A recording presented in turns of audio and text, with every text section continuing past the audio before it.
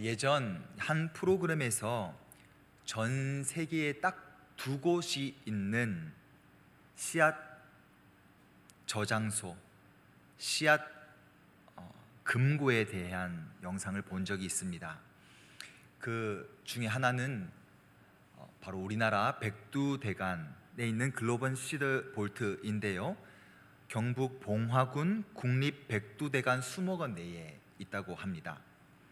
단순히 씨앗을 저장해 두는 은행이 아니라 미래에 정말 위급한 순간 식물이 필요할 때에 그 금고에서 씨앗을 가져와 심을 수 있도록 하는 딱 두 군데가, 전 세계에 두 군데가 있는 그 한 곳이 바로 한국에 있다라는 것을 보고 감격하였고, 또 한 가지는 그 10만여 종이 넘는 씨앗들이 짧게는 10년, 길게는 몇백 년에 이르기까지 그 씨앗의 생명을 품고 있을 수 있다라는 사실을 듣고 또 놀랐습니다.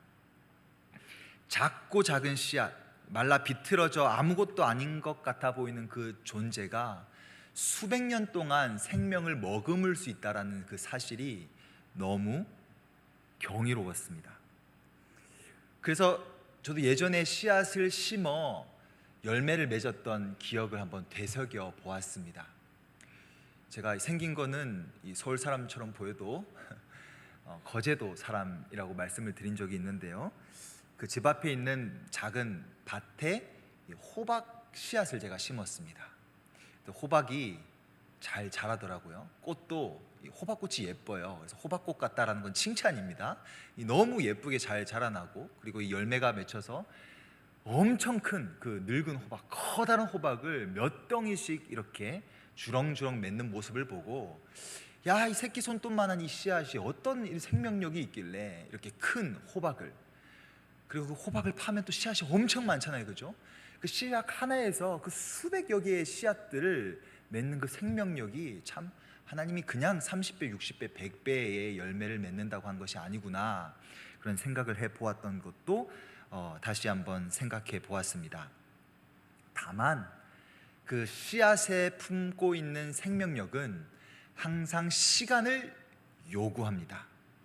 그 씨앗이라는 존재, 생명을 품고 있는 존재가 자라나 열매 맺기까지는 늘 시간이 필요하죠. 식물이 뿌리를 내리고, 씨앗이 뿌리를 내리고, 떡잎을 내고, 잎을 내고, 또 꽃을 피우고, 향기로 여러 곤충들을 유혹하여 수술과 암수를 통하여서 그곳에서 열매를 맺고, 그 열매가 씨앗을 품고 그 열매를 통하여서 또 씨앗이 퍼져나가기까지, 모든 식물이 똑같은 과정을 겪는 것은 아니지만 이 과정들을, 시간을 살펴보면 우리 신앙생활하고도 참 비슷하다라는 생각을 하게 되는 것 같습니다.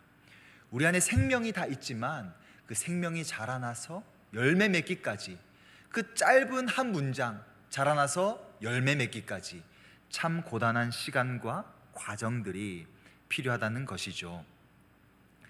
우리의 신앙생활, 우리에게도 뿌리를 내리는 시간이 필요하고, 떡잎을 움틔우는 시간이 필요하고, 자라나는 시간이 필요하고, 흔들리는 시간이 필요하고, 가장 화려한 것 같아 보이는 꽃을 피우는 순간이 필요하고, 꽃이면 다 될 것 같다라는 그 순간에 사로잡혀 있다가도 나를 부인하고 꽃이 꺾이는 그 순간, 그곳에서 또 열매가 맺혀지는 이 과정과 시간들을 통하여서 결국 나는 소멸하지만 그 생명은 소멸하지 않고 지속적으로 흐르고 머금고 씨앗을 통한 기대와 소망이 흘러가는 것이 바로 하나님께서 생명을 창조하신 위대한 섭리가 아닐까 생각해 봅니다. 저는 오늘 말씀을 통하여서, 그리고 이제 하반기 말씀들을 통하여서 출애굽기 이야기를 살펴볼 것인데요, 그 출애굽기의 많은 이야기들을 통하여서 이 자라남의 과정, 광야를 통하여서 자라나는 과정들에 대해서 우리 함께 좀 고민해 보고자 합니다. 지난 상반기 마지막 말씀은 요셉의 죽음이었습니다. 그 요셉의 죽음은 창세기 50장 25절 그의 유언으로 끝이 나는데요, 우리 한번 50장 25절 한번 찾아서 같이 읽어보면 좋겠습니다. 창세기 50장 25절,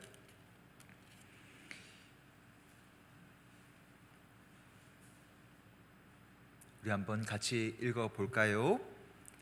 시작. 하나님이 못 찾으셨군요. 창세기 50장 25절, 저 멀리 있지 않고 출애굽기 바로 앞에 있습니다.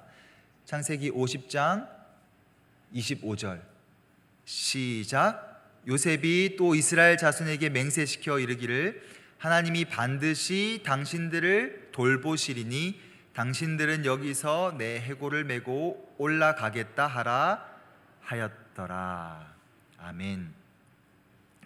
하나님이 반드시 당신들을 돌보시리니 당신들은 여기서 내 해골을 메고 올라가겠다 하라. 요셉은 이집트 기근 가운데 온 가족들을 불러 모았고 그곳에서 영원히 살 것처럼 생각하고 있는 자신의 가족들에게 이렇게 이야기한 것입니다. 꼭 약속의 땅으로 돌아갈 겁니다.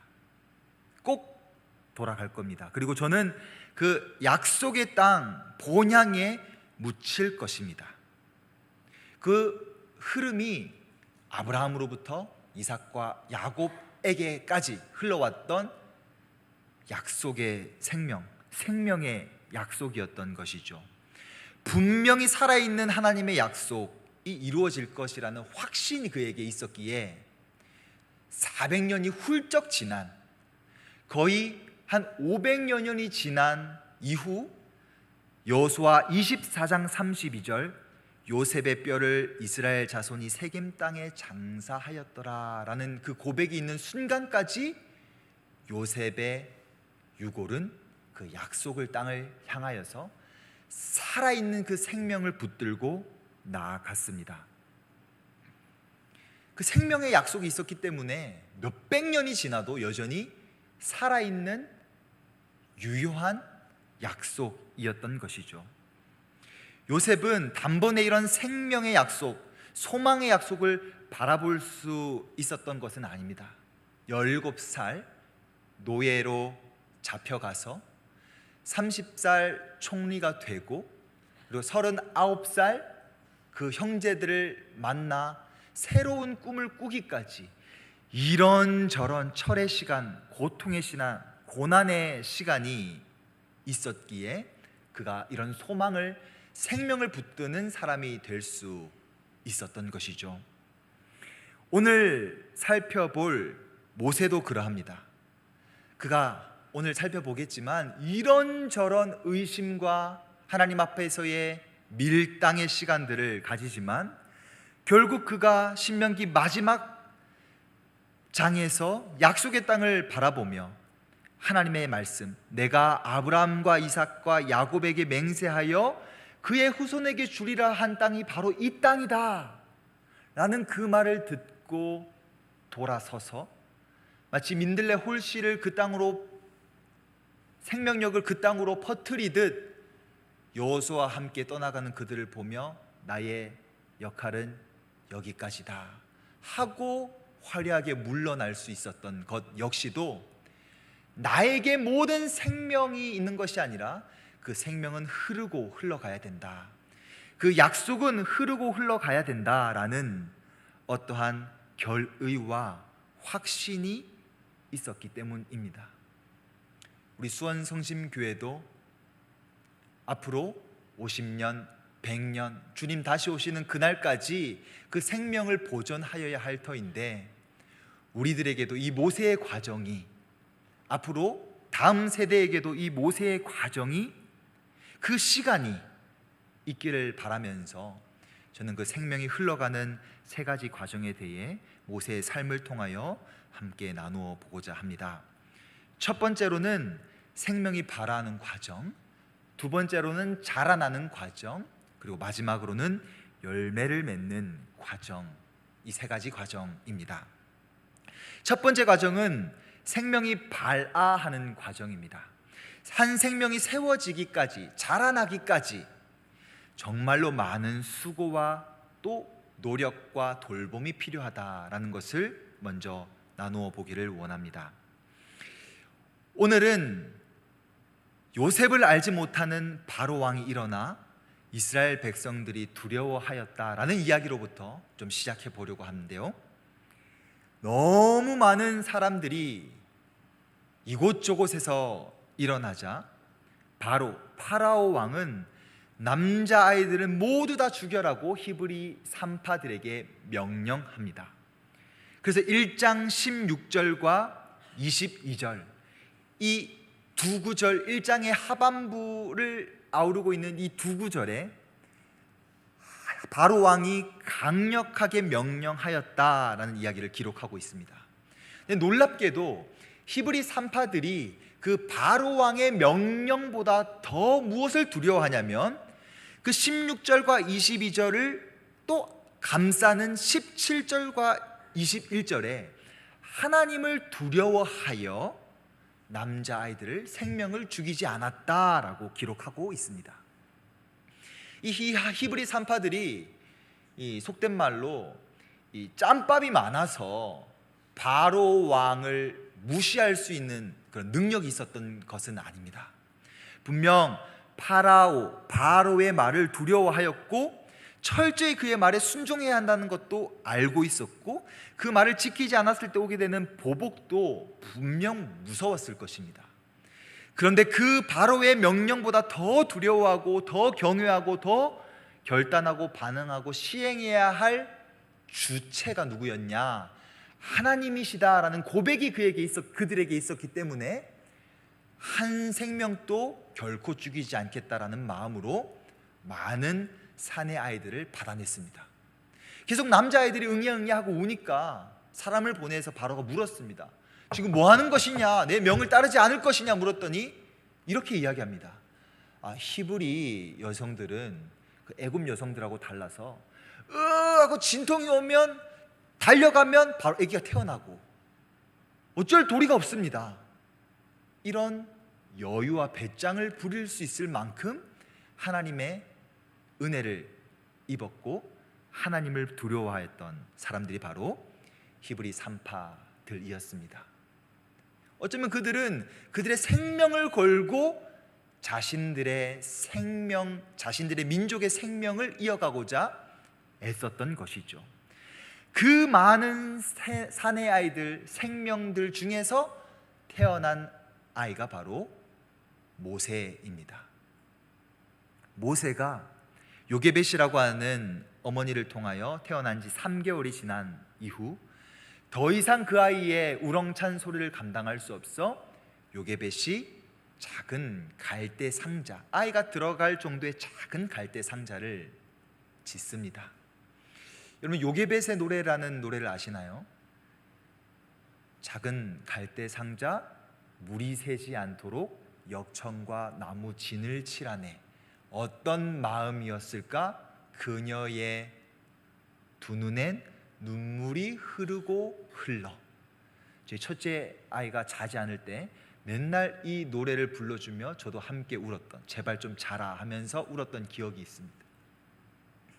근데 이 작은 그 상자, 갈대 상자를 만들면서 어떤 마음으로 지었을까요?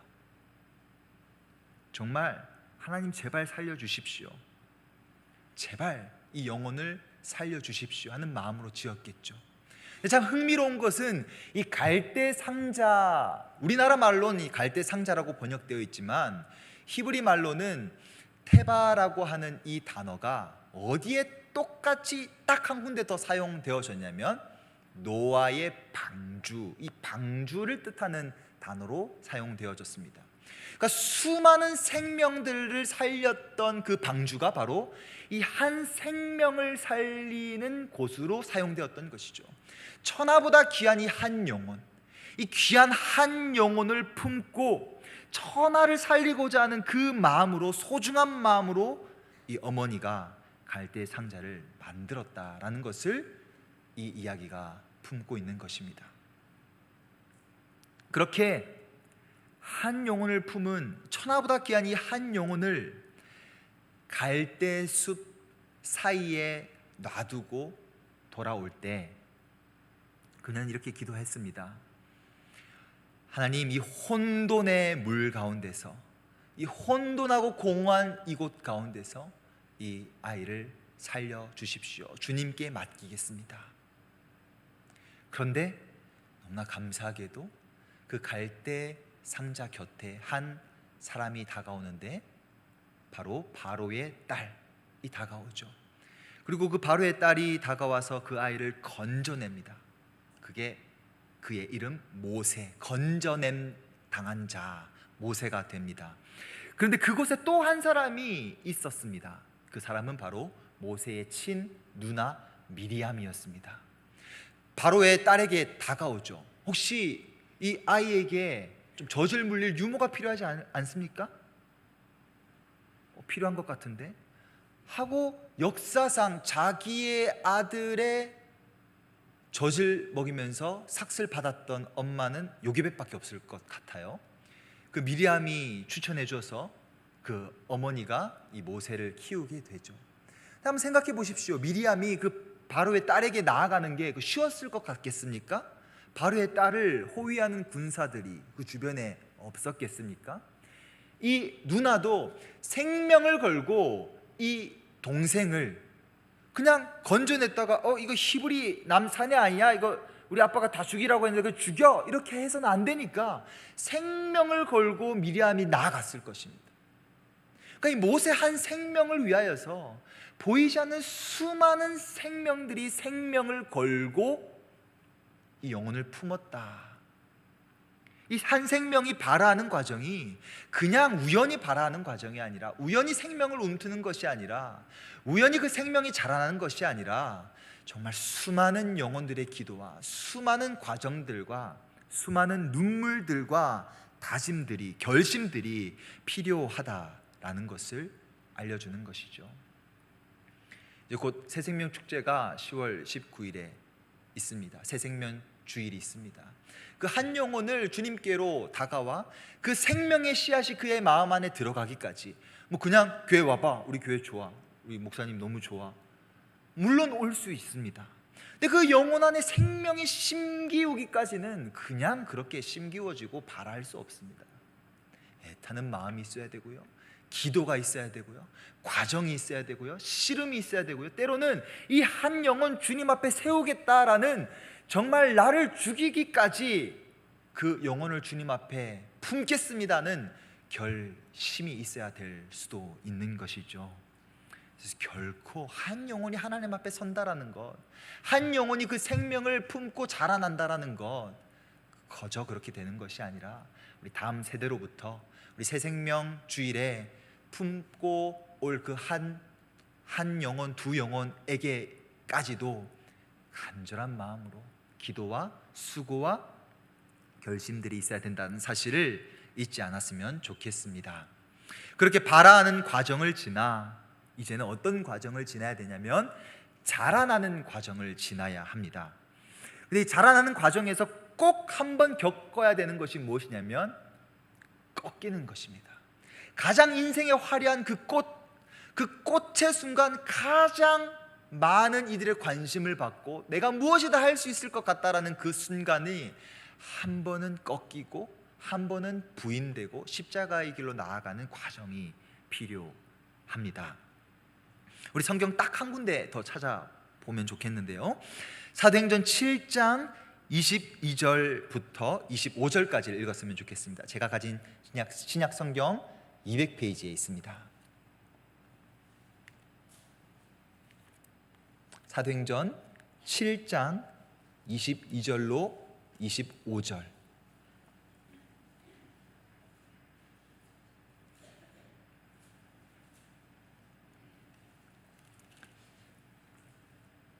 제가 가진 구약성경 200페이지 즈음에 있습니다. 한 절씩 22절부터 25절까지 교독하도록 하겠습니다. 제가 먼저 22절 읽겠습니다. 모세가 애굽 사람의 모든 지혜를 배워 그의 하는 말과 하는 일들이 능하더라.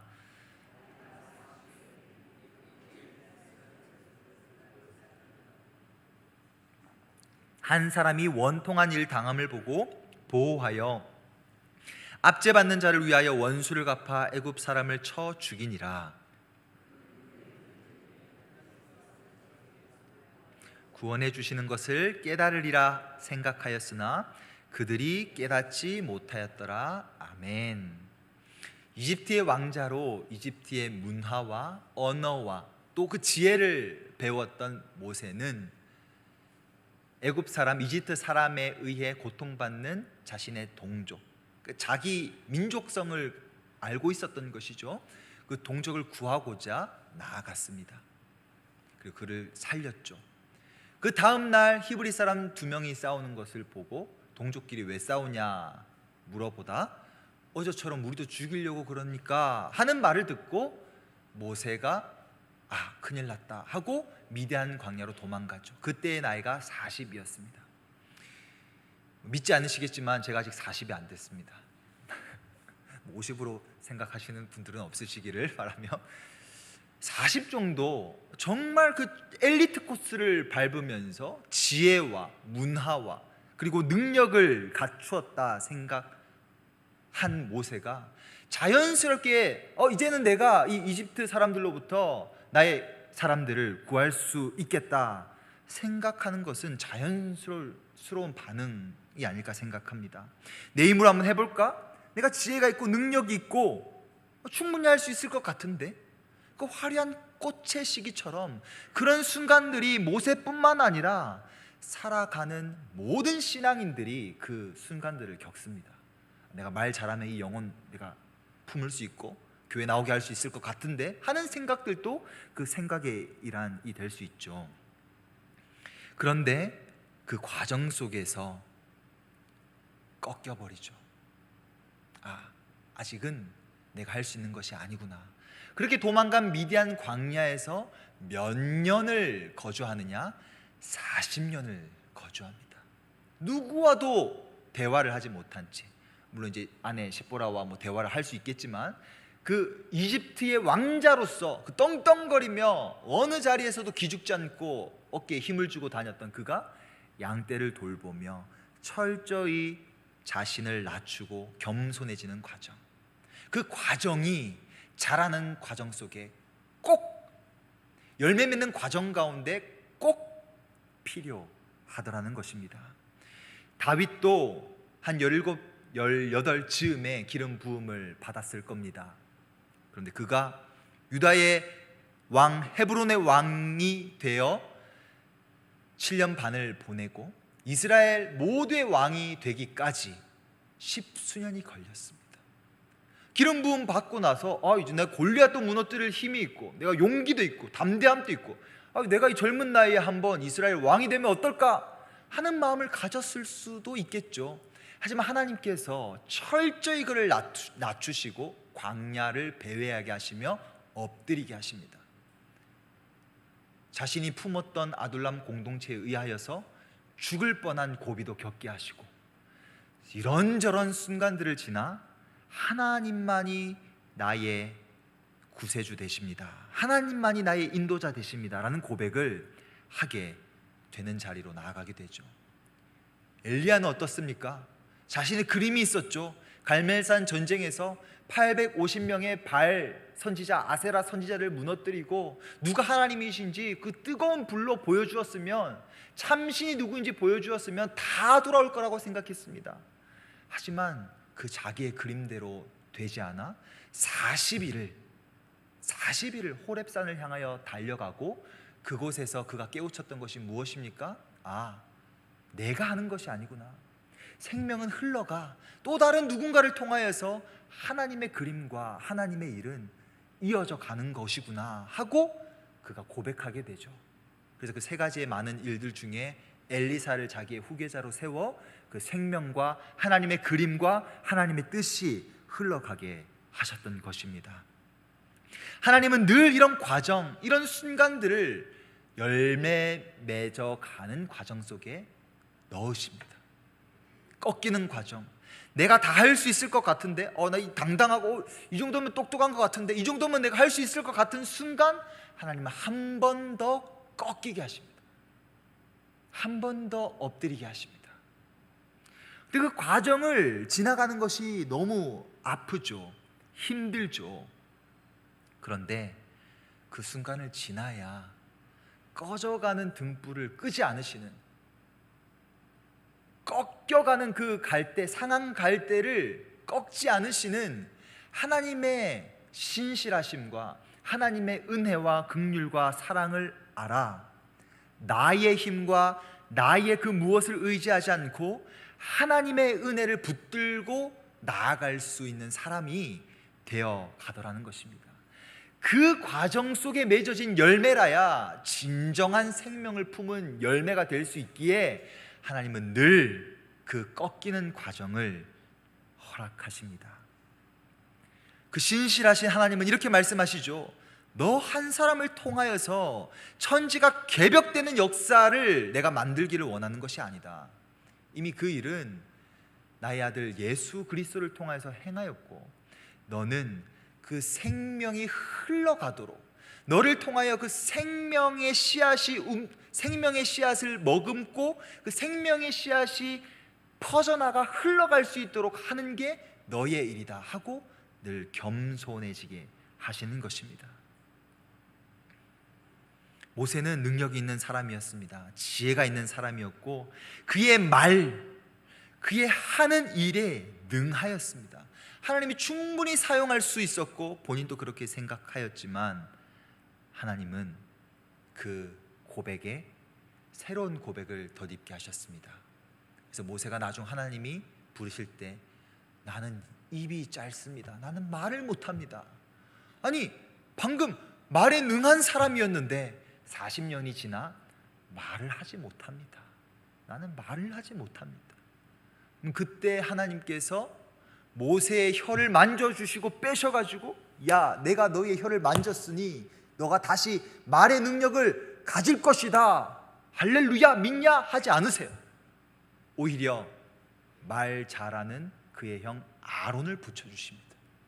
모세가 혼자서 하는 것이 아니라 함께 그 일을 하도록, 나중에 그 아론의 후계를 통하여서 제사장을 세우심으로 혼자 그 일을 감당하는 것이 아니라 함께 감동하도록, 그 생명이 함께 흘러가도록 그의 방향을 조율하십니다.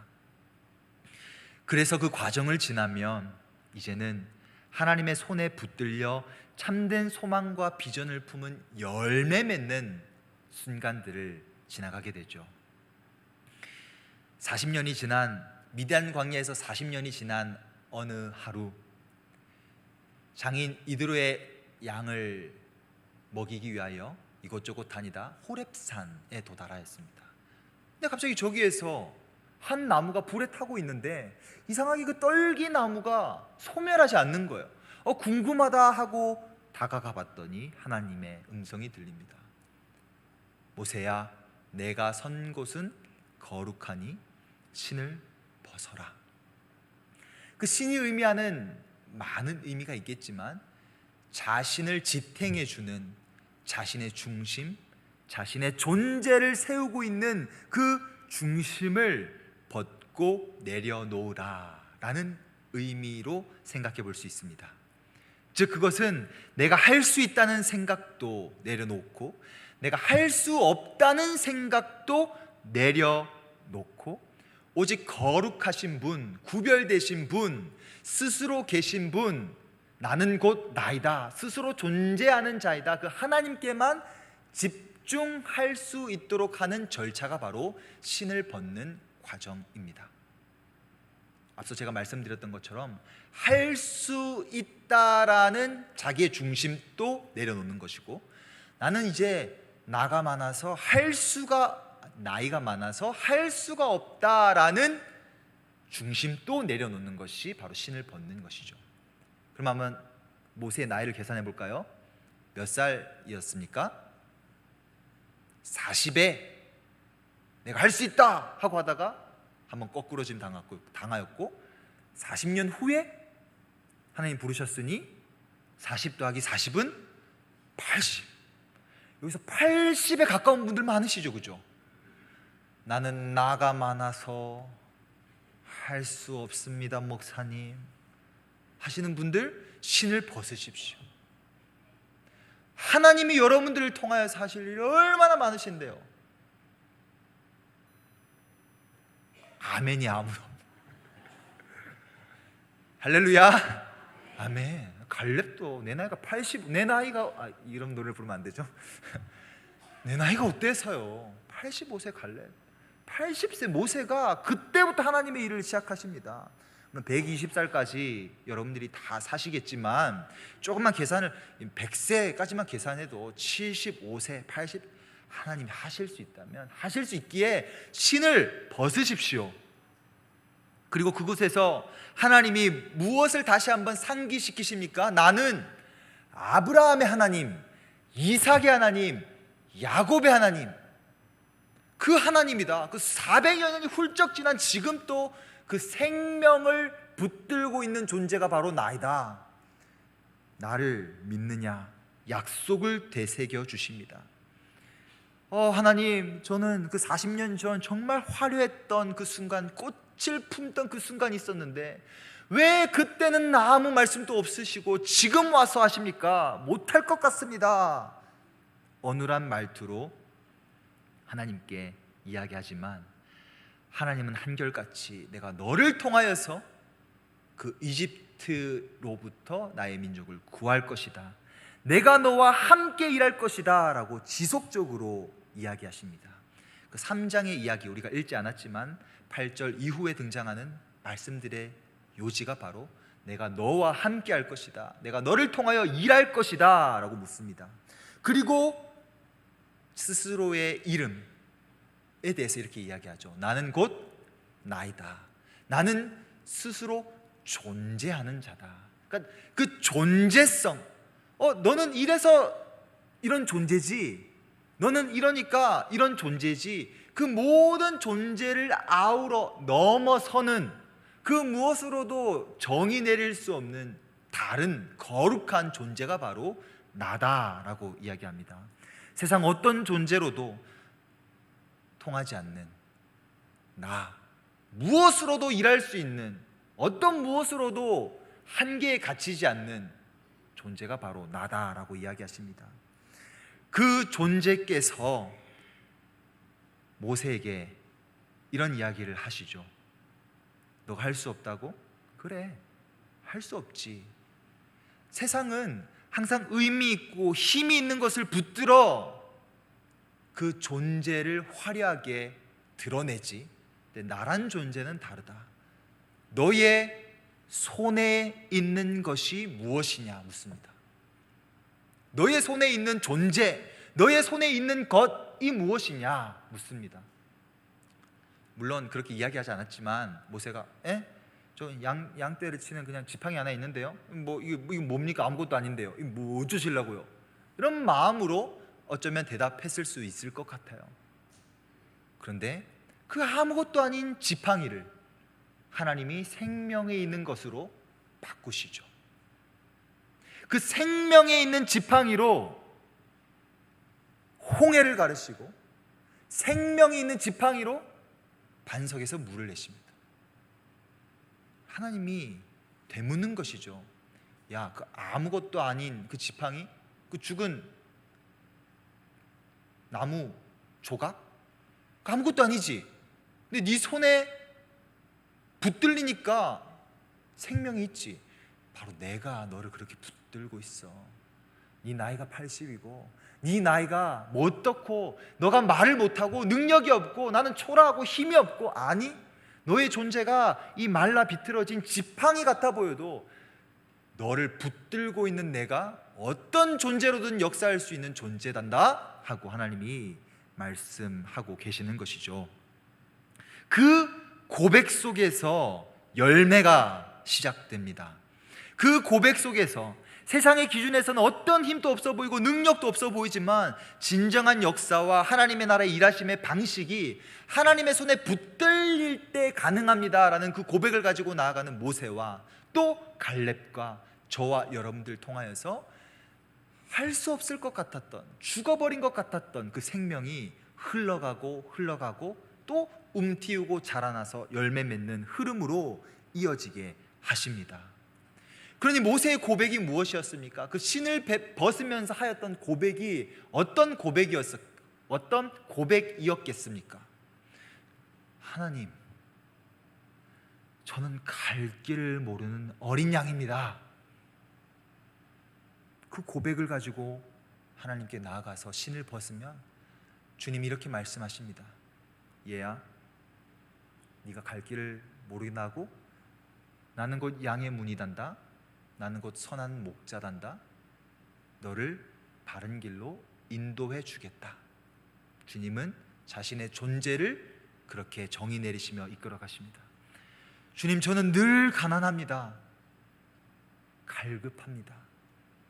고백하면 주님께서는 내가 생명의 양식 떡이다 라고 자신의 존재를 규명하시며 그 고백한 이들을 이끌어 가십니다.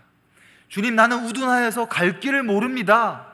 고백하면 나는 길이요 진리요 생명이라 말씀하시며 그 걸음을 붙들어 주십니다. 주님, 나는 영안이 어두워서 하루하루 앞길을 걸어가지 못하겠습니다. 바라볼 수 없습니다. 주님, 어디 계십니까? 고백하면 그 겸손한 고백에 나는 세상의 빛이다 라고 자신의 존재를 드러내시며 그 우둔한 바라볼 수 없는 눈을 만지사 주님을 바라보게 하십니다. 주님, 이렇게 매일 스스로를 부인하고 십자가를 짊어지고 가는 삶, 제가 진짜 잘 감당할 수 있을까요? 저 잘 못할 것 같습니다. 저를 도와주세요. 엎드리고 고백하면 나는 부활이다, 생명이다, 그 죽음을 통하여서 더 상상도 할 수 없는 생명의 길로 너를 이끌어 가겠다 하나님은 말씀하십니다. 그렇게 나를 부인하고 나를 쳐서 복종시키며 나의 가진 중심과 견해들을 내려놓고 그 신을 벗으며 하나님께 집중하는 인생, 그 고백들을 주님은 붙드사 나는 참 포도나무단다. 너가 나에게만 있다면, 나와 함께만 한다면 열매는 내가 맺겠단다. 주님은 그렇게 자신의 존재를 정의 내리시고 우리를 붙들어 가실 겁니다. 열매는 내가 맺는 것이 아닙니다. 수많은 영혼들이 나의 이 생명을 움투었듯 나도 그저 제가 할 수 없습니다. 주님의 은혜입니다. 주님 돌봐주셔야 합니다. 고백하며 한 걸음 나아가다 보면 주님께서 그 고백을 귀히 여겨주시고 주님께서 그 고백을 붙들어 주시고 우리의 삶에 귀한 열매들을 맺게 해주시고 그 열매가 지속적으로 생명이 흘러가도록 하는 일에 우리의 고백을, 우리의 존재를 사용해 주실 것입니다. 모세는 그렇게 하나님의 손에 붙들리기로 고백합니다. 40년 내가 할 수 있다는 생각으로 똘똘 차 있었던 그 시간, 거꾸로짐을 당하고 40년 나는 아무것도 할 수 없습니다 라는 그 고백도 지나 이제는 모든 것이 주님의 손에 달려 있습니다. 주님의 뜻을 이루시옵소서. 자기의 신을 벗고 그 주님의 곁으로 나아갈 때 떨기나무가 소멸해야 되지만 너무나 강한 생명력으로 결코 소멸하지 않았던 그 불길이 모세의 심령에 가득하자 그 남은 40년의 여정을 좌충우돌의 광야를 지나며 하나님을 의지하며 걸어갈 수 있게 되었습니다. 물론 꽃이 져버리는 듯한 그 안타까운 1세대를 떠나보내었지만 동시에 귀한 2세대를 열매 맺어 그 약속의 땅을 바라보며 여호수아와 함께 떠나가는 그들을 축복하며 그래 가라, 나와 함께 하셨던 하나님께서 너희와 함께하사 너희를 통한 귀한 역사들을 그 죽음의 땅, 황폐한 땅에 생명을 움트실 것이다. 축복하는 자리로 나아갈 수 있게 되었습니다. 사랑하는 성도님들, 우리의 나이 많고 적고 중요하지 않습니다. 세상은 중요하겠죠. 중요한 것은 나의 신을 벗고 하나님께 나의 존재를 맡겨드리느냐, 나에게 그 귀한 고백이 있느냐.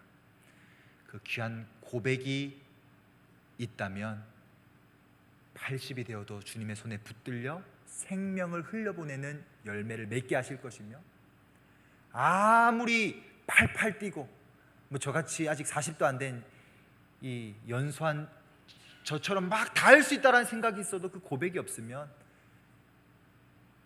아무런 생명도 움틀 수 없는 죽은 존재가 될 것입니다.